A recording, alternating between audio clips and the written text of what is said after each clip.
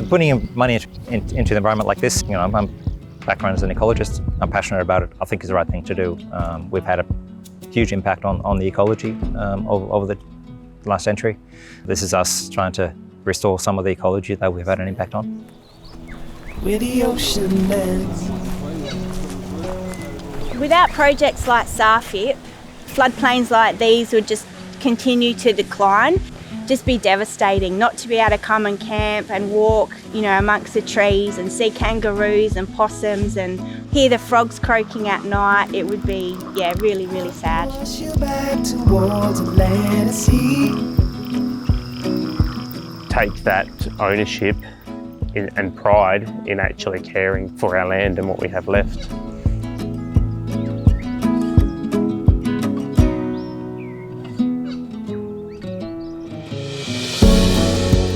The SARFIIP program really has been based around restoring the health of two iconic floodplains in the Riverland, the Pike floodplain and the Catarapco floodplain. The river system as a whole used to get flooding events approximately every 2 to 3 years, where the water would come out of the main churn, overbank and out into the floodplain.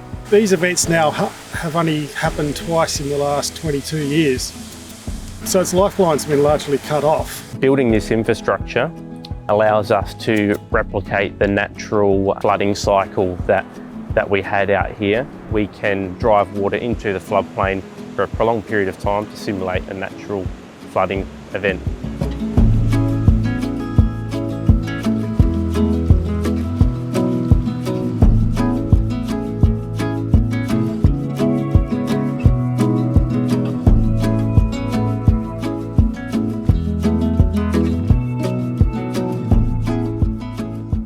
We're not actually consuming much water at all.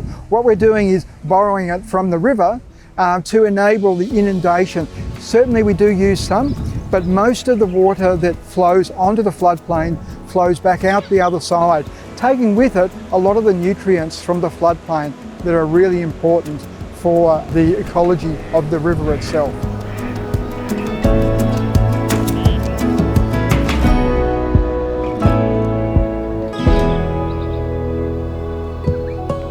Some of the best things to come out of SARFIIP program.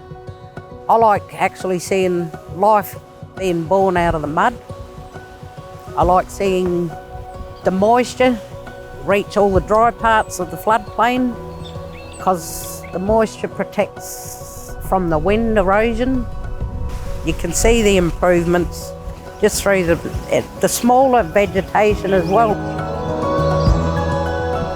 The benefits overall to this floodplain is less tree die-off. Presently, with the floodplain health declining, we've got so many trees in the vulnerable categories.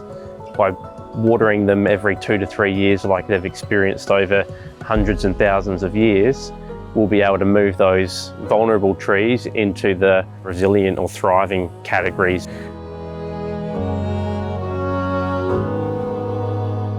Within Catarapco, we had lots of barriers for fish, but we've been able to remove those barriers. So they were pipes and they were roads, and by putting in fish-friendly infrastructure, the fish are able now to travel the whole way through the creek system back into the River Murray, which for the first time in over 80 years, they've been able to do that.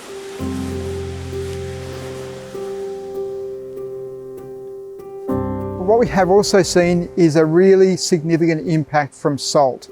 And one of the key things that's been delivered has basically been a picket fence of bores to try and stop the saline groundwater from the highland moving down under the floodplain. This then offers the opportunity for the vegetation to establish on the floodplain itself.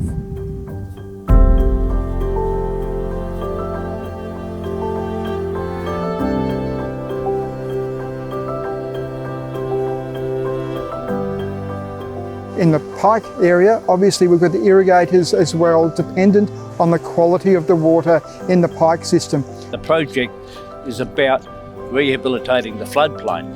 And we worked out years ago that if we didn't have a good floodplain, we weren't going to get good water. So it was a twofold thing. We got good water and the floodplain was improved.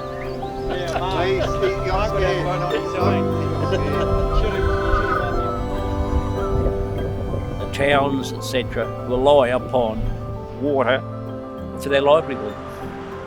And I will say that in the last 10 years there's been a lot of development here. A lot of it was on hold until people knew what was happening with the water. And it provides a sense of peace and calm knowing that the system's being looked after, because we know how important it is to the region, how important it is to have a live, living waterway, how critical it is for tourism, and how important it is just for your mental health to be able to look out there and see a healthy system.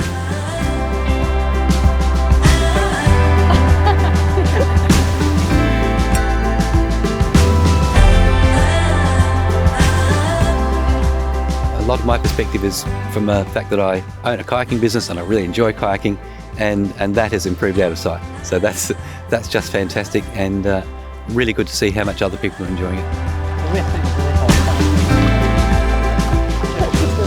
SARFIIP comes to an end, but it really is the end of the program, but the start of the journey of restoration on these floodplains. Coming back in sort of 10 years' time, canoeing across the floodplains, not in the creeks, but across the floodplains, it is alive with fish and frogs, and the trees are healthy. With the 200-year-old red gums around you and the frogs and the birds, that's for me really what it's going to come down to as a measure of success, that people are connected, people value, and people really want to get engaged with that sort of environment. Okay, let's go.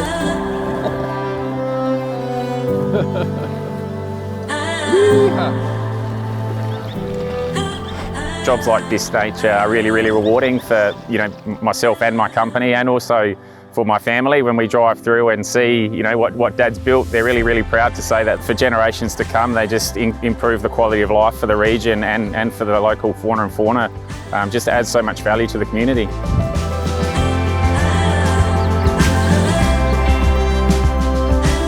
The SARFIIP program is a step in the right direction towards healing country.